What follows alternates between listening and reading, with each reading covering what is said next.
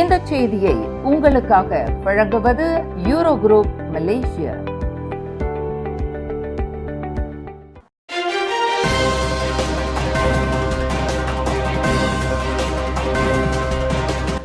வணக்கம். திசைகளின் 10 மணி செய்திகள். ஆசிரியை உயிர் இழந்த சோகம். கல்வி சமூகத்தின் மனநலனை வலுப்படுத்த கல்வி அமைச்சு உரிய நடவடிக்கை.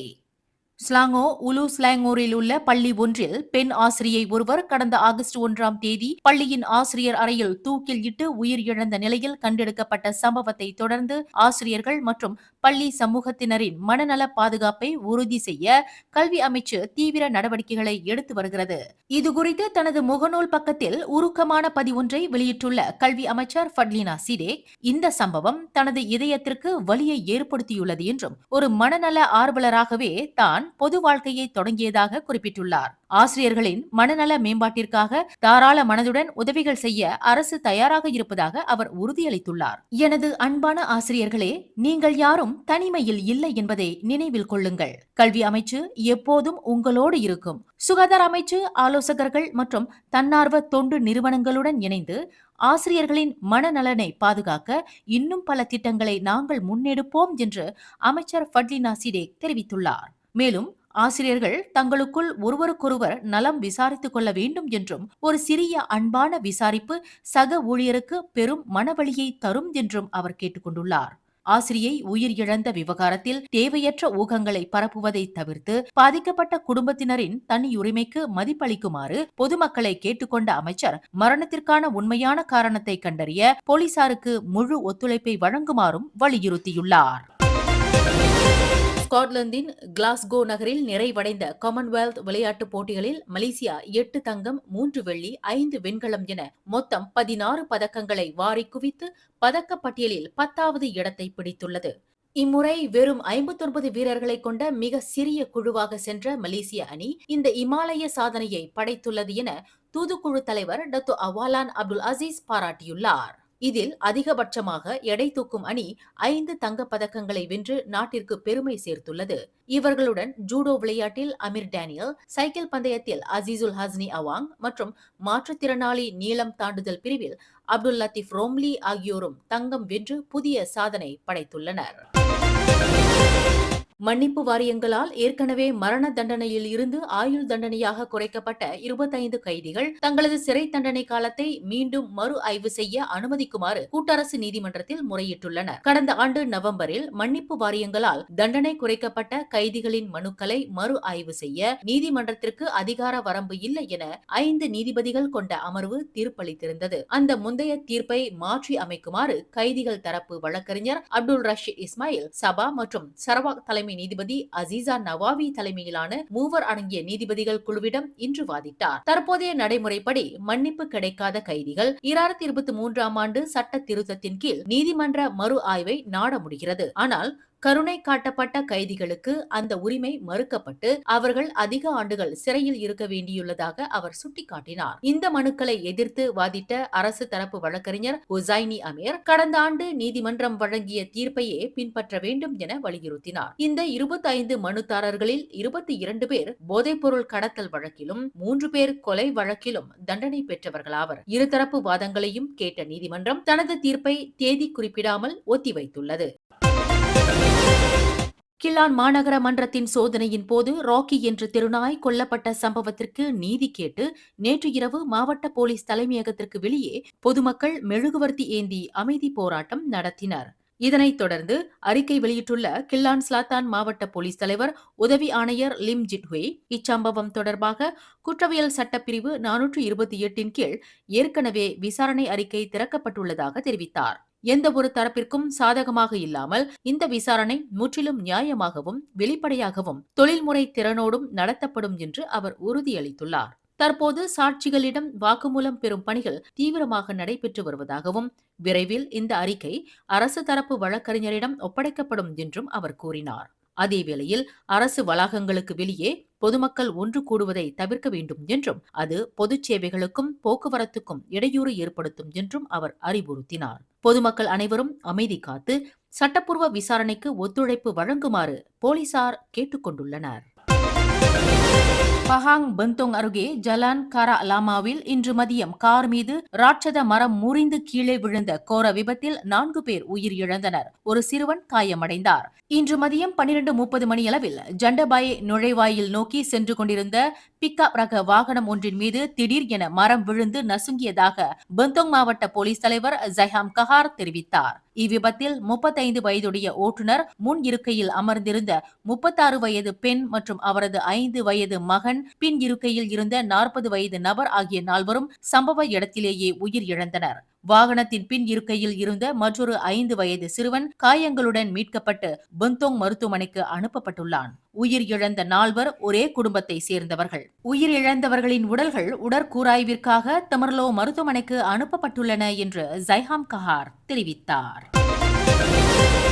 இந்தோனேசியாவிற்கு போதைப்பொருள் கடத்தியதாக கைது செய்யப்பட்ட மலேசிய விமானியின் பயண பெட்டி செப்பாங் கோலாலம்பூர் அனைத்துலக விமான நிலையத்தின் ஸ்கேனர் இயந்திரங்கள் சந்தேகத்திற்குரியதாக கண்டறியவில்லை என்று மலேசிய எல்லை கட்டுப்பாட்டு முகமை தெரிவித்துள்ளது. கடந்த ஜூலை 28 அன்று இந்தோனேசியா செல்வதற்கு முன் அந்த 39 வயது விமானி அனைத்து பாதுகாப்பு சோதனைகளையும் முறைப்படி கடந்தார் என்று அதன் தலைமை இயக்குநர் சுஹைலி ஜேன் கூறினார். வழக்கமான ஸ்கேனர் சோதனையில் எந்த ஒரு சந்தேகத்திற்குரிய பிம்பமும் தெரியாததால் அடுத்த கட்ட தீவிர சோதனைக்கு அவரது பைகள் உட்படுத்தப்படவில்லை என்று அவர் விளக்கமளித்துள்ளார். கடந்த வெள்ளிக்கிழமை மலேசிய ஏர்லைன்ஸ் விமானி ஒருவர் 25 கிலோ போதைப் பொருளை கடத்தியதாக ஜகார்த்தா விமான நிலையத்தில் இந்தோனேசிய போலீசாரால் கைது செய்யப்பட்டார். அவரிடம் இருந்து சுமார் 45 மில்லியன் மலேசிய ரிங்கிட் மதிப்புள்ள 70,114 எக்ஸ்டசி மாத்திரைகளும் மெத்தாபெத்தமின் போதைப் பொருளும் பறிமுதல் செய்யப்பட்டன. இதற்காக அவருக்கு 50,000 ரிங்கிட் கூலி பேசப்பட்டதாகவும் இதற்கு முன்பும் அவர் ஜகார்த்தா மற்றும் சபாவிற்கு போதைப் பொருள் கடத்தியதை ஒப்புக்கொண்டுள்ளதாகவும் இந்தோனேசிய போலீசார் தெரிவித்துள்ளனர்.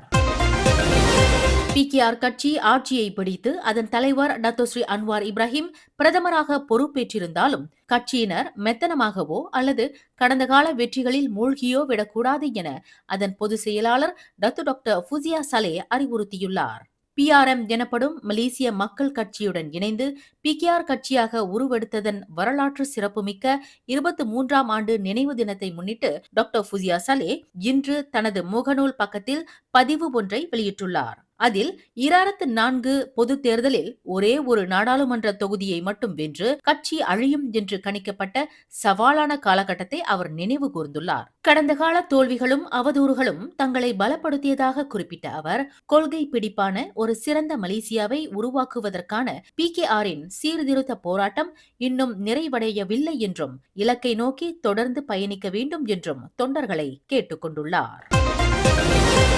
கில்லான் தமன் தெலுக் gedung Indah பகுதியில் கடந்த வாரம் கில்லான் மாநகர மன்ற அமலாக்க பணியாளர்களின் சோதனையின் போது ராக்கி என்ற தெருநாய் கொல்லப்பட்ட சம்பவம் தொடர்ந்து பெரும் விவாதத்தை ஏற்படுத்தியுள்ளது. இதுகுறித்து பேசிய ஸ்லாங்கூர் மந்திரி பெசார் டாக்டர் ஸ்ரீ அமீருடின் ஷாரி, பொதுமக்களின் புகார்களின் அடிப்படையிலேயே இந்த நடவடிக்கை எடுக்கப்பட்டாலும் அமலாக்க பணிகள் எப்போதும் இரக்கத்தோடும் சமநிலையோடும் நடத்தப்பட வேண்டும் என்று வலியுறுத்தியுள்ளார். விலங்கு நல ஆர்வலர்களின் கவலைகளுக்கும் பொதுமக்களின் பாதுகாப்பு அச்சத்திற்கும் இடையே ஒரு சுமூகமான நடுநிலையை கண்டறிய வேண்டும் என்று அவர் குறிப்பிட்டுள்ளார். அரசாங்கத்தின் முன்னுரிமை பொதுமக்களின் பாதுகாப்பை பேணுவதே என்றாலும் விலங்குகள் மீது கொடூரமான முறையில் அமலாக்க நடவடிக்கைகள் பாய்வதை அனுமதிக்க முடியாது என அவர் தெளிவுபடுத்தினார். மாநில அரசு பொதுமக்களின் புகார்களையும் கைவிடப்பட்ட விலங்குகளின் மேலாண்மையையும் மிக தீவிரமாக கவனித்து வருவதாக அவர் மேலும் தெரிவித்தார்.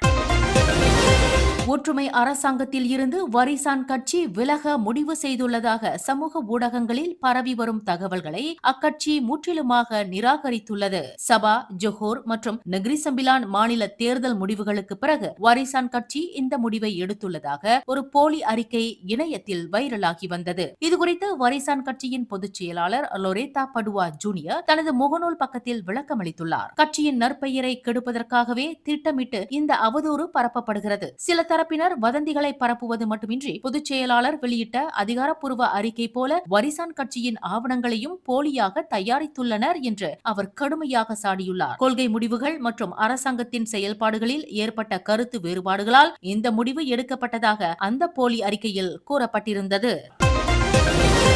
2027ஆம் கல்வியாண்டில் முதல் படிவம் மற்றும் 4ஆம் படிவ மாணவர்கள் மாரா இளநிலை அறிவியல் கல்லூரியான MRSM மற்றும் அரசாங்க உறைவிட பள்ளிகளான SBPயில் இணைந்து பயில்வதற்கு விண்ணப்பிக்க வரும் ஆகஸ்ட் 14ஆம் தேதி இறுதி நாளாகும். இப்பள்ளிகளில் பயில தகுதியுடைய இந்திய மாணவர்கள் உடனடியாக விண்ணப்பிக்கும்படி வழிகாட்டல் மற்றும் சமூக வலுவூட்டல் இயக்கமான ACE கேட்டுக்கொண்டுள்ளது. பூமிபுத்ரா அல்லாத மாணவர்களுக்கான 10 விழுக்காடு இடஒதுக்கீட்டில் குறிப்பாக வறுமை கோட்டிற்கு கீழ் உள்ள B40 பிரிவைச் சேர்ந்த இந்திய மாணவர்களுக்கு சேர்க்கையில் முன்னுரிமை அளிக்கப்படும். உலக தரம் வாய்ந்த கல்வி சூழல், முழு தங்கும் வசதி மற்றும் பிரகாசமான உயர்கல்வி வாய்ப்புகளை வழங்கும் இந்த பள்ளிகளில் பயில ஒரே ஒரு விண்ணப்பமும் ஒரு நுழைவுத் தேர்வும் எழுதினால் போதுமானது. கல்வி மற்றும் புறப்பாட நடவடிக்கைகளில் சிறந்த அடைவு நிலை கொண்ட மாணவர்கள் இறுதி நேர தவிப்பை தவிர்க்கவே இன்றே விண்ணப்பிக்கும்படி வழிகாட்டல் மற்றும் சமூக வலுவூட்டல் இயக்கத்தின் நிர்வாக இயக்குனர் குணசேகரன் கந்தசுவாமி கேட்டுக்கொள்கிறார். எனவே விண்ணப்பிக்க தகுதி பெற்ற மாணவர்கள் spskt1.moe.gov.my என்ற அகப்பக்க முகவரியில் அடுத்த ஆண்டுக்கான முதலாம் படிவத்திற்கும் spskt4.moe.gov.my அடுத்த ஆண்டிற்கான 4ஆம் படிவத்திற்கும் விண்ணப்பிக்கலாம் என அவர் கேட்டுக்கொண்டார். பரிசா நேஷனல் கூட்டணி மாநில அரசாங்கங்கள் அளவில் பக்காத்தான் ஹராப்பானுடன் எந்த ஒரு அதிகாரப்பூர்வ ஒப்பந்தத்தையும் செய்து கொள்ளவில்லை என்று ஆம்னோ உச்சமன்ற உறுப்பினர் டத்தோஸ்ரீ அஹ்மத் மஸ்லான் கூறியுள்ளார். இதன் காரணமாக ஒவ்வொரு மாநிலத்தின் தற்போதைய சூழ்நிலைக்கு ஏற்ப நெகிழ்வுத்தன்மையுடன் கூடிய அரசியல் உத்திகளை பயன்படுத்த வழிவகை ஏற்பட்டுள்ளதாக அவர் குறிப்பிட்டுள்ளார். இன்று பேரா மஞ்சோங்கில் நடைபெற்ற செய்தியாளர் சந்திப்பில் பேசிய அவர், ஜோஹரில் நாங்கள் தனித்து போட்டியிட்டோம். நெகிரி சிம்பிலானிலும் ஒற்றுமை அரசாங்கத்துடன் ஒப்பந்தம் இல்லாத நாங்கள் பரிகாத்தான் நேஷனலுடன் இணைந்து செயல்படுகிறோம். இதே போல சரவா மற்றும் மலாக்காவிலும் பக்காத்தான் ஹராப்பானுடன் எவ்வித ஒப்பந்தமும் இல்லை என்று சுட்டிக்காட்டியுள்ளார். இருப்பினும் பரிசா நேஷனல் மற்றும் பக்காத்தான் ஹராப்பான் இடையே கையெழுத்தான ஒப்பந்தம் மத்திய அரசாங்க அளவில் மட்டுமே செல்லுபடியாகும் என்றும் தற்போதைய நாடாளுமன்ற பதவிக்காலம் முடியும் வரை மத்தியில் உள்ள ஒற்றுமை அரசாங்கத்திற்கு பரிசா நேஷனல் தனது முழு ஆதரவை தொடர்ந்து வழங்கும் என்றும் பொதுப்பணித்துறை துணை அமைச்சரான அஹ்மத் மஸ்லான் தெளிவுபடுத்தியுள்ளார்.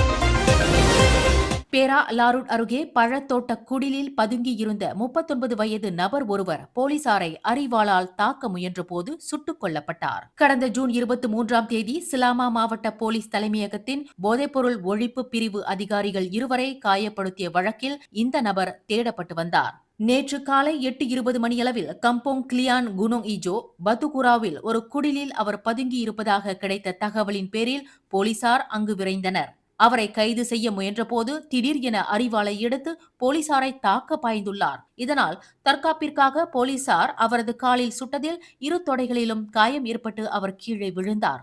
எனினும் அவர் தொடர்ந்து போலீசாருடன் மல்லு கட்டியுள்ளார். பின்னர் சம்பவ இடத்திற்கு வந்த மருத்துவக் குழுவினர் காலை 9:20 மணியளவில் அவர் உயிர் இழந்ததாக உறுதிப்படுத்தினர். உயிர் இழந்த நபருக்கு ஏற்கனவே போதைப்பொருள் மற்றும் குற்ற செயல்கள் தொடர்பான 10 முந்தைய வழக்குகள் பதிவாகியுள்ளதாக பேரா மாநில போலீஸ் தலைவர் அலி ஜைனால் அபிடின் செய்தியாளர் சந்திப்பில் தெரிவித்துள்ளார். மேலும் செய்திகளை தெரிந்து கொள்ள கீழே இருக்கும் பெல் பட்டனை அழுத்துங்கள். உங்கள் மகிழ்ச்சியை வெளிப்படுத்த லைக் மற்றும் ஷேர் செய்யுங்கள். தொடர்ந்து திசைகளோடு இணைந்திருக்க சப்ஸ்கிரைப் செய்யுங்கள்.